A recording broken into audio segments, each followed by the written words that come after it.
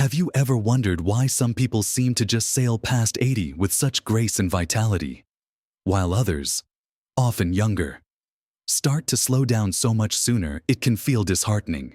Almost like there's a secret club of longevity that most of us aren't privy to.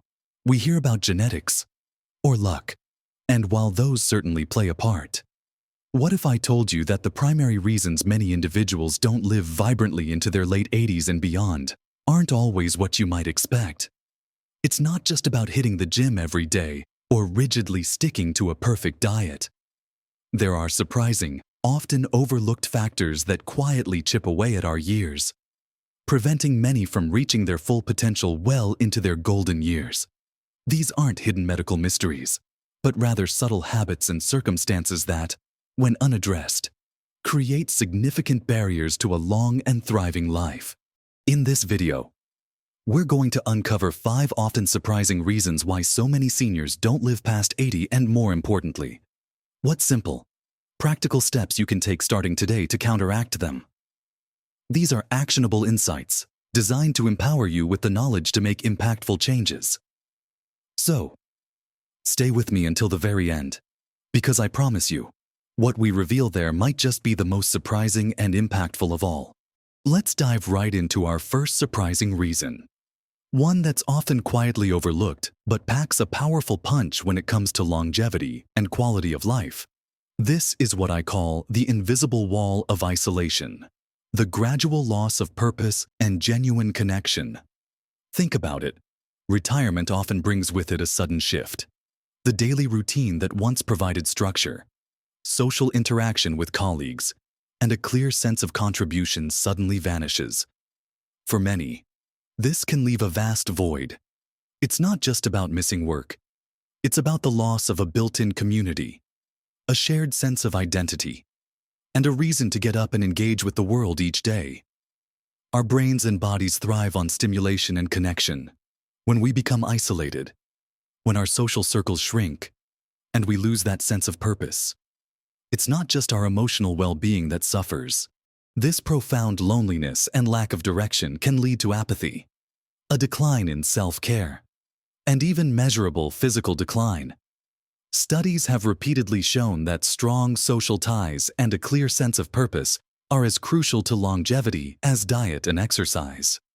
It's not just about feeling lonely. It's about the biological impact of that loneliness and lack of direction, influencing everything from our immune system to our cardiovascular health. So, what can we do about this?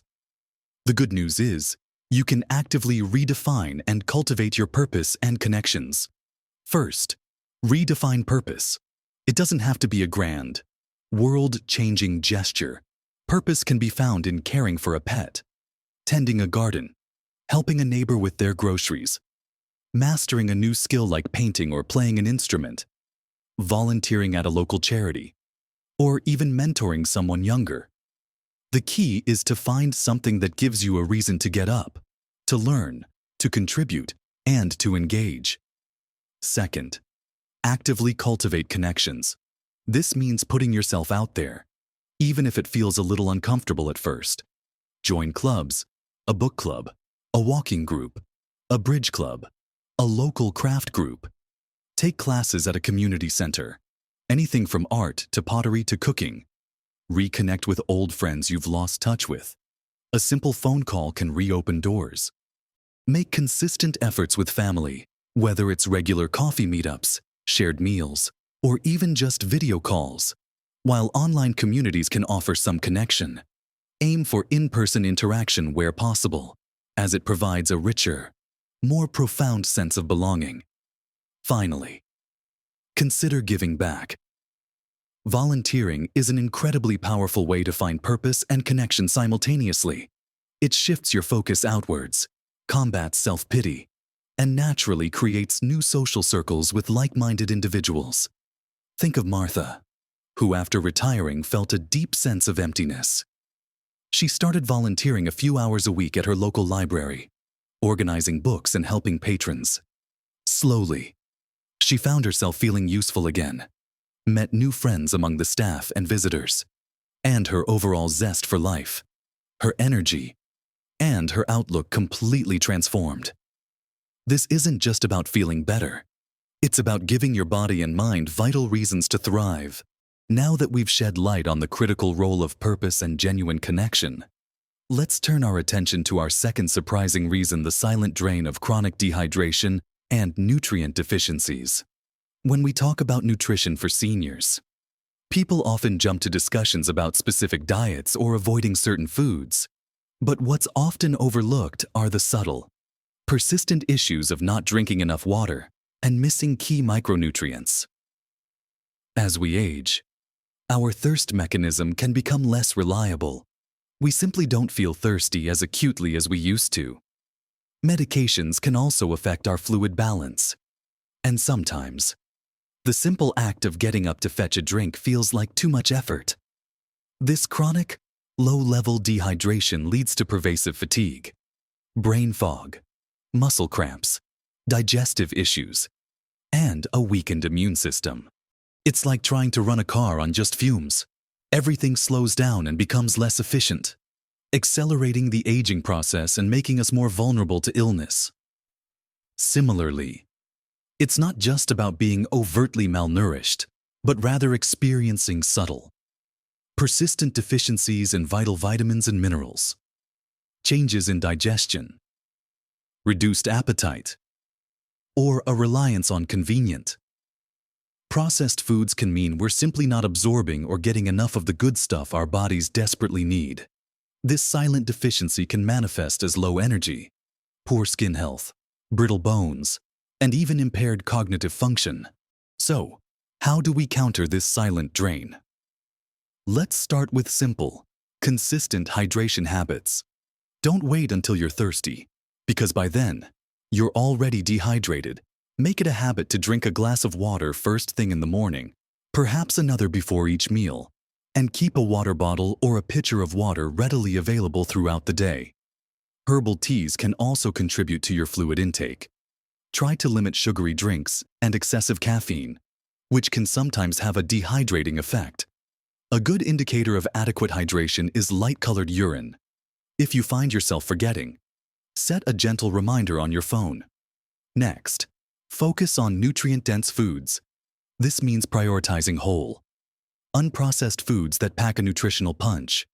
Think vibrant, colorful fruits and vegetables like berries, leafy greens, and broccoli. Include lean proteins from sources like fish, chicken, beans, and lentils. Incorporate healthy fats found in avocados, nuts, seeds, and olive oil. These foods are powerhouses of vitamins, minerals, and antioxidants that your body needs to function optimally and protect itself. Finally, consider smart supplementation, but always with the guidance of your doctor.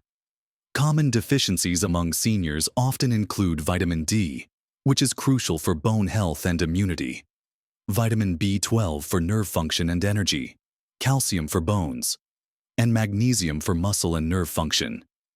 Discuss with your doctor if supplementation might be beneficial for you, especially if you have dietary restrictions or specific health conditions that affect nutrient absorption. Think of John, who used to feel perpetually tired and attributed it to simply getting older. After a gentle reminder from his doctor, he started consciously drinking more water throughout the day and adding more colorful vegetables to his meals.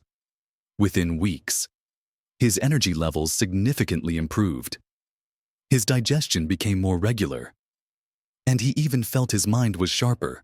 It was a simple shift, but profoundly impactful. Now that we've discussed the crucial roles of purpose, connection, and proper nourishment, let's turn our attention to another powerful, yet often hidden, factor that impacts how we live our later years. Our third surprising reason, one that truly demands our attention, is the unspoken burden of overlooked mental well-being. It's incredibly easy to dismiss persistent feelings of sadness, anxiety, apathy, or a general lack of joy as just getting old or part of life. We might think, well, I've lived a long life. It's natural to feel a bit down sometimes. But mental health profoundly impacts physical health in ways we often don't fully appreciate. Chronic stress, untreated depression, and persistent loneliness are not just emotional states. They are serious health risks.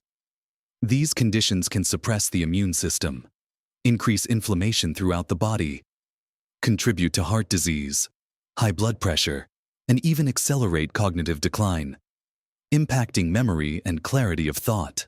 Furthermore, when our mental well-being suffers, our motivation to engage in healthy habits like eating well, staying hydrated, or moving our bodies often diminishes, creating a downward spiral. There's often a lingering stigma around mental health, making it difficult for individuals to acknowledge their struggles and seek the help they deserve.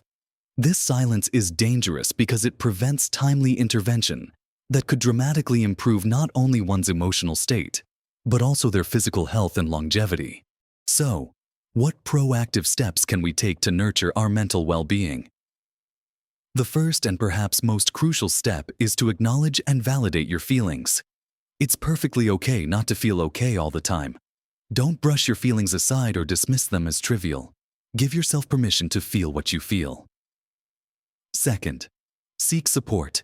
This could start with talking to a trusted friend, a family member, or a spiritual advisor who you feel comfortable confiding in. Sometimes, simply vocalizing what you're experiencing can bring immense relief. However, if these feelings persist or become overwhelming, it's vital to speak with a doctor. They can assess if what you're experiencing is depression, anxiety, or something else entirely, and they can suggest pathways for support, whether that's gentle therapy, appropriate medication, or lifestyle changes that can significantly boost your mood. Mental health professionals are trained to help and offer confidential, compassionate care. Finally, actively engage in mind-boosting activities. This doesn't mean forced happiness, but rather gentle practices that foster resilience and positive emotions. Mindfulness meditation, even just for a few minutes a day, can help calm a busy mind. Gentle yoga or Tai Chi combines movement with mental focus. Spending time in nature, listening to uplifting music, or engaging in creative pursuits like painting, writing, or crafting can be incredibly therapeutic. These activities stimulate different parts of your brain and can help shift your perspective. Consider Sarah, who found herself slowly withdrawing from her usual activities, losing interest in hobbies she once loved. Her daughter, noticing the change, gently encouraged her to speak with her doctor. Through a combination of gentle therapy sessions and a newfound commitment to joining a local walking group, Sarah gradually found her spark again, feeling lighter and more engaged with life than she had in years. This willingness to address her mental health was a pivotal moment in her journey toward greater well-being and a more vibrant later life. Now, let's move on to our fourth surprising reason, one that challenges a common misconception: the static trap. Going beyond just exercise. Many people believe that staying active means hitting the gym hard for an hour or two a few times a week, and if they can't do that, they often resign themselves to doing nothing at all. But the real enemy to longevity and vitality is prolonged stillness. Our bodies are incredibly complex machines, designed for frequent, varied movement throughout the day, not just intense bursts of activity followed by long periods of sitting. Sitting for hours on end, even if you do manage a brisk walk later in the day, has detrimental effects on your metabolism, your circulation, your muscle strength, and your flexibility. It slows down your body's processes, increases the risk of chronic diseases, and contributes to stiffness and aches. Think of a car that's left idle for too long. Its parts begin to stiffen and degrade. Our bodies are similar. The less we move, the more our joints stiffen, our muscles weaken, and our energy levels drop, making even simple tasks feel monumental. This isn't about blaming anyone. It's about understanding that our modern lives, filled with screens and comfortable chairs, often inadvertently lead us into this static trap. So, How do we escape it and reintroduce vital movement into our lives? The key is to break up sitting time. Make it a habit to stand up and move around for 5 to 10 minutes every hour. Set a gentle timer if you need a reminder. This could be as simple as walking to get a glass of water, doing a few gentle stretches, pacing while you're on the phone, or even walking around your living room during commercial breaks while watching television. Next, consciously integrate more movement into your daily life. This means looking for opportunities to be a little more active without necessarily exercising. Take the stairs instead of the elevator or escalator whenever it's safe to do so. Park a little further away from the shop entrance. Walk to your local corner store instead of driving. Gardening, doing household chores with a bit more vigor, or even just dancing to your favorite music in your living room are all wonderful ways to incorporate more movement. Finally, find joy in gentle movement. It doesn't have to be high impact or strenuous to be beneficial. Gentle walking, tai chi, swimming, water aerobics, or even just a few minutes of stretching daily can make a huge difference in your circulation. Flexibility, balance, and mood. The goal is consistent, varied movement that feels good to your body. Think of Tom, who used to spend hours sitting in his recliner watching TV, feeling increasingly stiff and sluggish. He started a simple routine every time a commercial break came on. He'd get up and walk to the kitchen and back, maybe do a few arm circles. He also began taking a short, leisurely walk around his neighborhood after dinner. Slowly, but surely, he noticed better sleep, less stiffness in his joints, and a surprising increase in his overall energy. It wasn't about running a marathon. It was about consistently choosing movement over stillness. Finally, we arrive at our fifth surprising reason why many seniors don't live past 80, the "it's just old age" trap, ignoring early warning signs. This reason is perhaps the most insidious because it often comes from a place of resignation. We tend to attribute common aches, pains, persistent fatigue, subtle memory lapses, or changes in digestion to just being old. While some things are indeed a part of the natural aging process, many symptoms that we dismiss are, in fact, crucial warning signs that, if addressed early, could prevent serious issues down the line. Delaying medical attention or simply dismissing symptoms out of hand allows conditions to progress when they could be managed, treated, or even reversed if caught early. This passive acceptance of decline, rather than proactive investigation, can lead to preventable complications, reduced quality of life, and in some cases, a shorter lifespan. It's a silent barrier to longevity because it keeps us from engaging with solutions that are readily available. So, how do we avoid falling into this trap? The first step is to cultivate a habit of listening to your body. Pay attention to persistent changes or new symptoms, no matter how minor they seem. Don't automatically dismiss them as inevitable. For instance, if you have a persistent cough that won't go away, or a change in bowel habits, or new, unusual aches that linger, take note. Second, cultivate open and honest communication with your doctor. They are your primary partners in health, and they can only help you effectively if you are transparent about your concerns. Be honest and detailed about any symptoms you're experiencing, even if they seem minor or embarrassing. Don't be afraid to ask questions, voice your concerns, or even seek a second opinion if something doesn't feel right. Remember, you are your own best advocate. Finally, embrace proactive health checks. Regular checkups, screenings, and blood tests are not just formalities. They are crucial opportunities to catch potential issues before they become major problems. Staying up to date on vaccinations, like the flu shot and pneumonia vaccine, is also a key preventive measure that can significantly protect your health, especially as you age and your immune system might be a bit less robust. Think of Mary, who had a persistent, nagging cough for months, but she kept telling herself it was just allergies getting worse with age. Her daughter, however, gently but firmly encouraged her to see a doctor. It turned out to be an easily treatable lung infection, which, if left unaddressed, could have led to more serious respiratory problems. Mary's willingness to listen to her body and seek medical advice, rather than just accepting it as part of aging, made a profound difference in her health and comfort. We've journeyed through some truly surprising insights today, haven't we? We started by talking about how often the reasons people don't live vibrantly past 80 aren't always the ones we immediately think of.